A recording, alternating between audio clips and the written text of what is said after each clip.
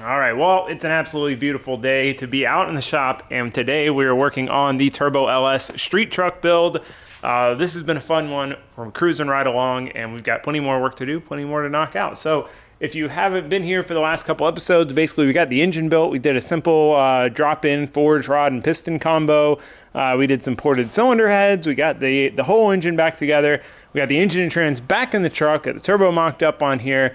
And what's next is getting pretty much everything else on and in position so we can start doing our fab work. We can start building our intercooler piping, air intake, all of that stuff. But again, before we do that, we need to have everything in here that's gonna be in here so we don't shoot ourselves in the foot and put something in the way of something else. So that's what we're gonna work on first, and then we'll get into the fun fab work, which is always my favorite part of any build. I'm almost sad there's not gonna be too much on this truck like there was on the K-Swap Zafiro we built. Got to do a lot of fun fab work on this thing. It's not going to be quite that level, but any fab work is enjoyable fab work. So I'm going to quit jibber jabbering, and we're going to get to work. I got a new water pump to throw on it. Still need to get a new alternator and AC compressor. I'm just going to put those in for mock-up right now, but we are going to replace those. Quick tip, I just bought this water pump from the parts store, and it comes with these crappy paper gaskets. If you're doing a water pump on an LS, do not use these. You pretty much have to run RTV with these.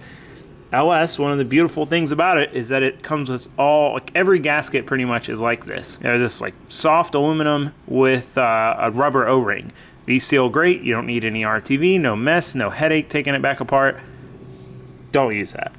Use this. So, okay, I said enough jibber jabber. Let's get into the action, the work. I don't know if you want to call it action, but you get the idea.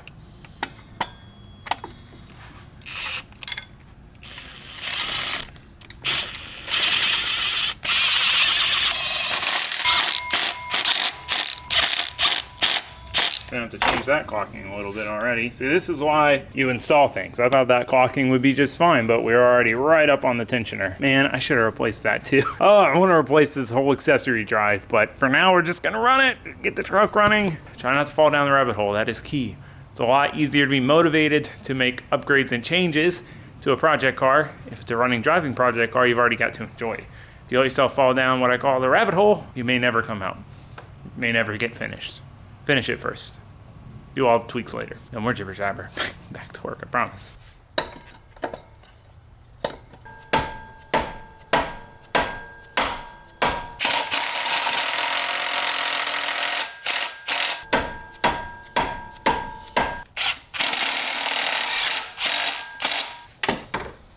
For that reason alone, I should have changed this thing already.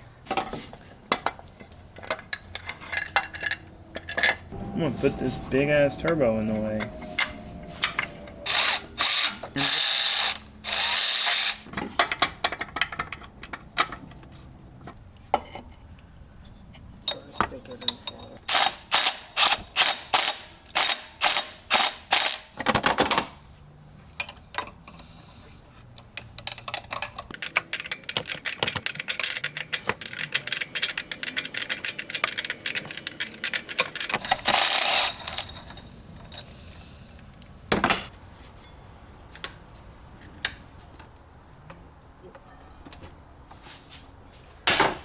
All right, sweet. Accessory drive on completely. So now we need to get the radiator and intercooler in, start figuring out all the odds and ends. But starting to look like a truck again, that's for sure. All right, we got our Mishimoto radiator. Mishimoto makes a ton of trucks. So I've had this radiator for way too long. Ooh, that's a nice looking unit, dude.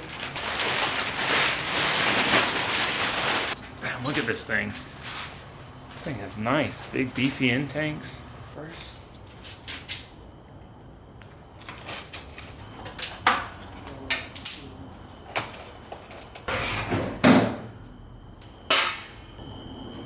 Like the Squid Games, whoever gets theirs in first doesn't die. Wow. You got it? I got it. Bow. Nope, I got mine first. Then. No, who won first? No, we need a I photo got mine finish. first. You no, said bow no, too early. No. I was done with mine after you said bow. You got your bolts here. Different. Well, intercooler piping kind of be tough with the bigger radiator.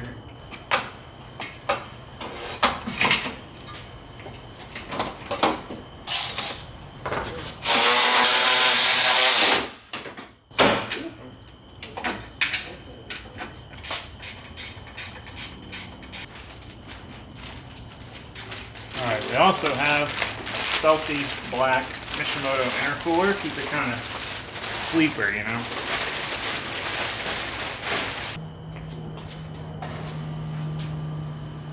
You think that'll fit behind the grill?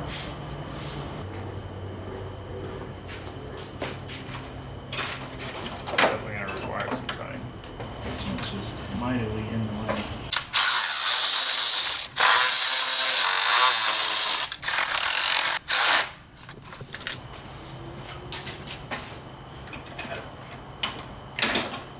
This lip behind the intercooler Yeah, cut that off. needs to be addressed. And it looks like it bolts up too.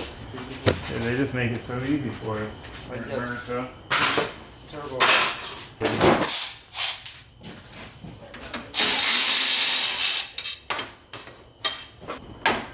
Oh yeah, that gets it back there, dude.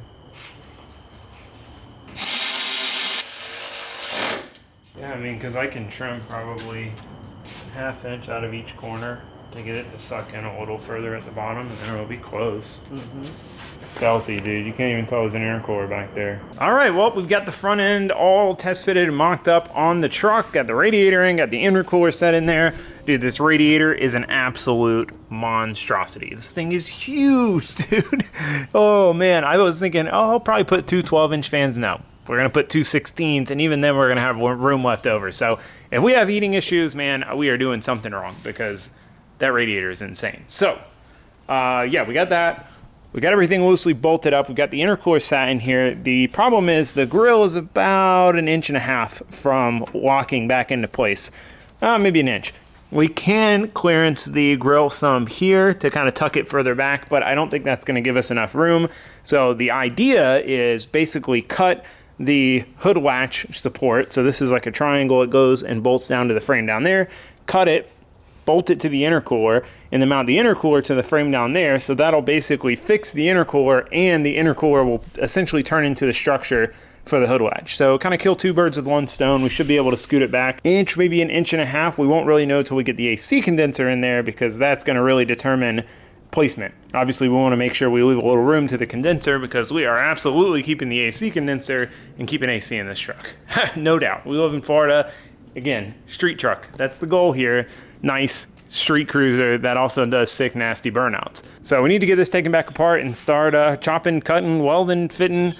You know the drill. But before we start chopping this up, we've got one more thing I want to install in here just to get the full picture of what we're working with, what we're working around. What we have next is this replacement expansion tank setup from True Focus Fab.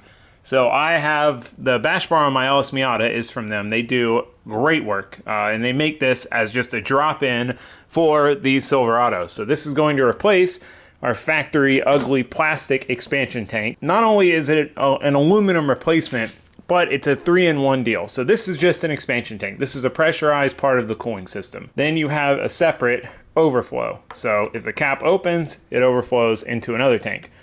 This, we have our expansion tank. Then we have our overflow tank. So if the cap opens, it overflows into there. And then if it needs to suck it back in, boom, sucks it back in through there. And then we also have a catch can with a nice breather cover. So we've got pretty much everything we need all in one tank. Nice drain on the catch can. It's all super well done. I really love the way they did this. The fit and finish is incredible. One, the finish on the aluminum, the welding, whew, man. Just gonna make anything else I weld in there look a little rusty, a little crusty. So anyway, jibber jabbering. Point is, I want to get this installed in the truck. That way we know kind of how much room it takes up. We've got an idea of where our lines are going to run and so on and so forth before we start cutting things up. So let's get this thing installed.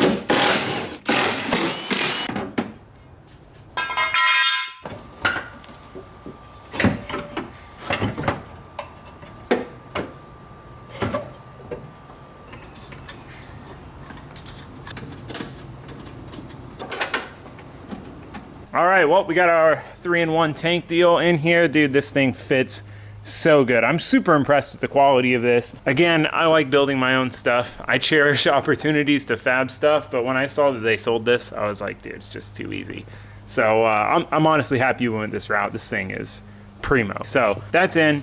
We are gonna have to do some things and stuff with our heater lines. So this would go there and then down to the water pump. That's not really gonna work. This line's not really gonna work. This line might work, gonna look pretty ugly.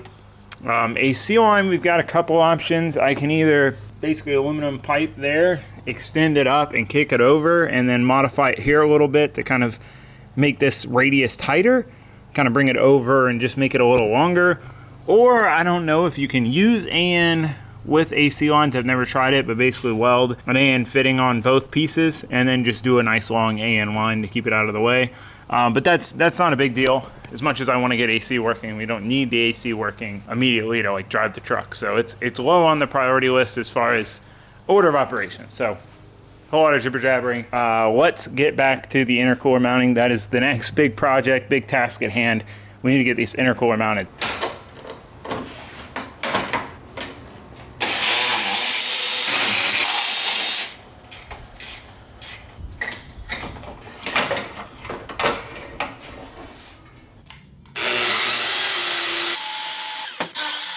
I definitely didn't expect this to be aluminum. I should have with how light it is, but I don't know. It's just a truck. I didn't think they'd use aluminum.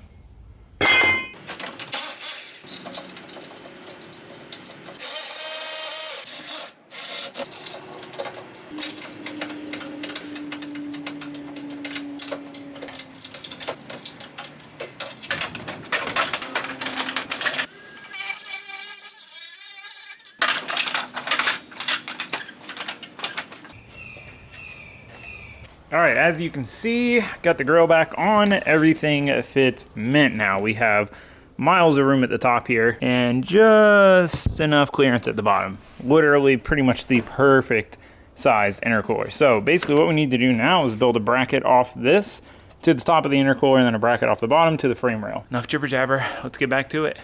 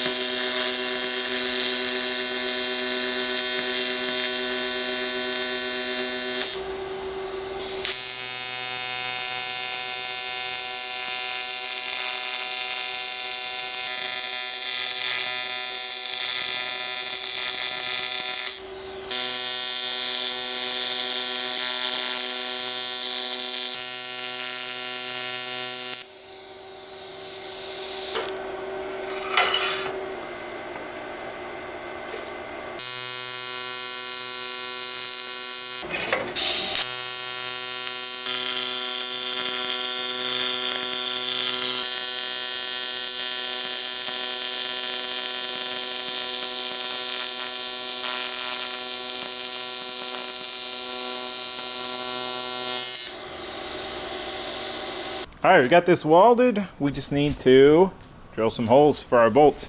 So I've got these transfer punches in here. These things are super cool. They basically thread in to a given hole. So they come in multiple different thread sizes. You thread them in and then you have a little punch end.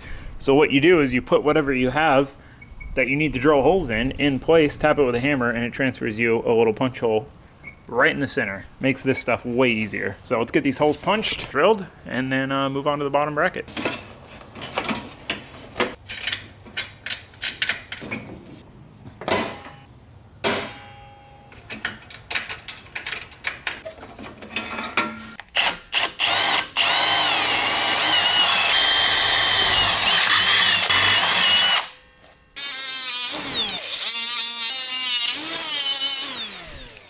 All right, we got the top all bolted in. We got a little bit of clearance to the AC condenser.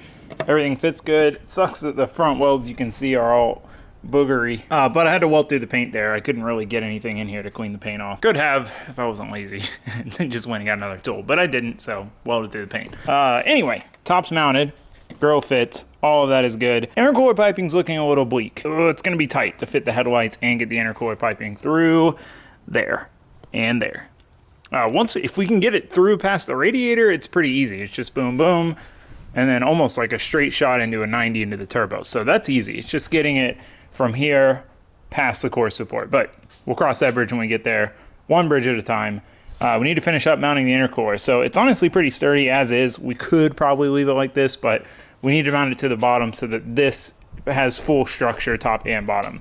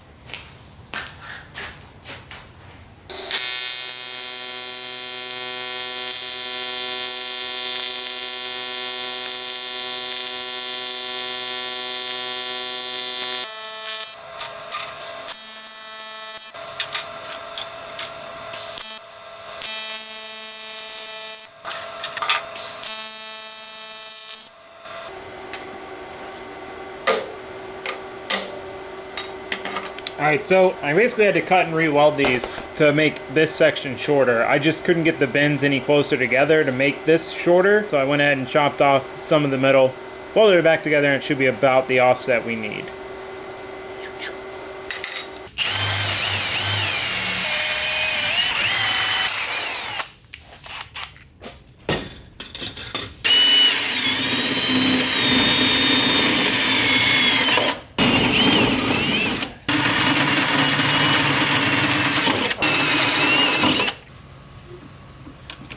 All right, got the lower intercooler mounts done. Like I said, pretty simple little mount. Basically, the intercooler is resting here. This is just gonna keep it from sliding forward and keep it in position, but all the weight is on this bar right here. So just a couple simple little brackets to hold it in position, and the intercooler is officially mounted. Papino, say hi. Say hi. Oh, just wait. Oh. Trying to tangle you up. Bye, guys. Bye. All right, so the intercooler is fully mounted. I do need to paint this, but I'm gonna wait because we're probably gonna have to take this back apart a few times.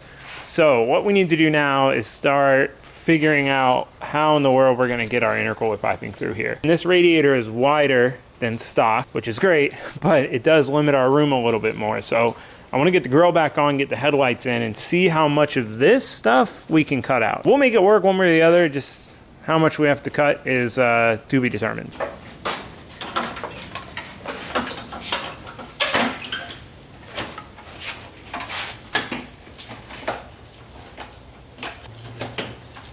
All right, front end is pretty much completely on. We left these headlights out. We do have enough clearance. I was worried. I didn't remember how much room there was. We definitely have enough room. We're gonna have to cut some of this plastic structure out, but we can kind of come down either between the headlights or even behind this one. There should be enough room to snake a pipe back there. Super short run over here. We did have to bend this AC line a little bit out of the way, but I think with it where we've got it now, we have enough room to get our piping through there and not modify it. Plenty of room on this side as well, so I'm super stoked about that. When we first started mocking this up, I was like, how do people get intercooler piping through here? But there's plenty of room. So that's really what's next, but as you can see, it's dark out. It's late, and that's a whole project. That is gonna be a day plus in and of itself, at least to do it right and do it nice. So I was gonna dive into that tonight, but we'll save that for next time. We're really cruising along. There's not a whole ton left. There's always more than you think, but I mean, we basically had to build downpipe and exhaust. I haven't decided what I want to do for sure on that. If I want to build a full exhaust, if I want to build like a bullhorn out the side, because turbo LSs aren't really ever that loud anyway. If I want to do a cutout with a full exhaust, I don't know. I got to make my mind up on that. We got to weld the wastegate on, obviously build the intercooler piping. Then it's really just wiring in the terminator, doing all the stuff we need to do between that and the stock ECU. And then once that's done, it's just literally getting the trans rebuilt and just slapping it the rest of the way back together. So it should go pretty quick. But again, it's late, it's raining. I think I'm gonna go ahead and call it quits for the night, and I'll see you guys for next time. So thanks for watching, thanks for subscribing, goodbye.